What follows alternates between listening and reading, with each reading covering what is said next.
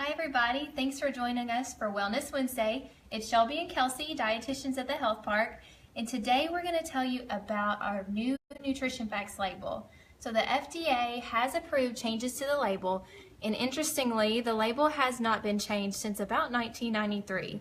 So we're really excited that things are coming up to reflect the new research on nutrition. So if you'll look down here, this is our old label. And here's what our new label is going to look like. And Kelsey's going to start by explaining some of the changes. So first, the thing that you might notice is going to be our serving size. So that you can tell from compared to our old label here, it's going to be a larger font and also bolder in size. So what we're going to look at is going to be, with our serving sizes, they have changed based on what the average person consumes. So here we have 1 pint of ice cream. So usually the serving size on that was going to be about half of a cup. We found through research that usually a person doesn't eat just half of a cup. They're usually going to eat more, about the size of 2/3 of a cup. So this is going to be the new serving size. That doesn't necessarily mean that we recommend eating that much, but that just goes to show how much the average person eats. And then our calories here will also reflect how many calories are in that serving size as well. Down here, you will see that our serving sizes for bottles of drinks have changed too. So for our 12 ounce and our 20 ounce sodas or lemonades or any kind of drink like that, it's going to have the calorie information for the whole bottle, because typically you're going to drink the whole bottle maybe in one sitting or throughout the day. So one serving is going to count as 12 ounces or 20 ounces in our bottled drinks. So if we go back over here, looking at our calories, you can tell that the font is way bigger compared to our old nutrition label and very bold as well. So this will help us identify our calories easily, more quickly. Just take a quick glance at what the calories are for our food product. The next thing that I'm going to point out is our percent daily values. So here you can see our total fats, our cholesterol, and sodium. Those are all about in the same place.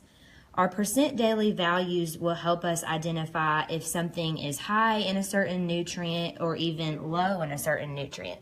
So a good tip that you can use is if something is 5% or less in a specific nutrient, it will be low in that nutrient. If it's 20% or higher, it will be considered high.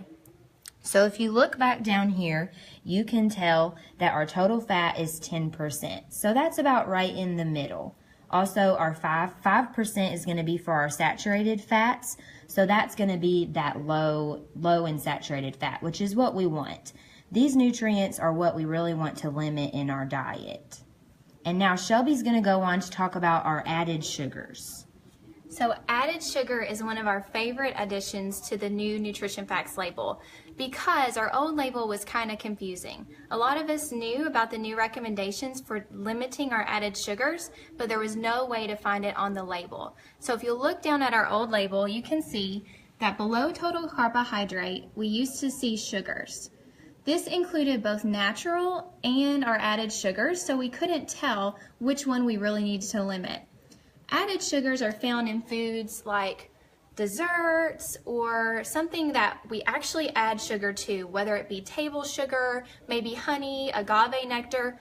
All of those are considered our added sugars.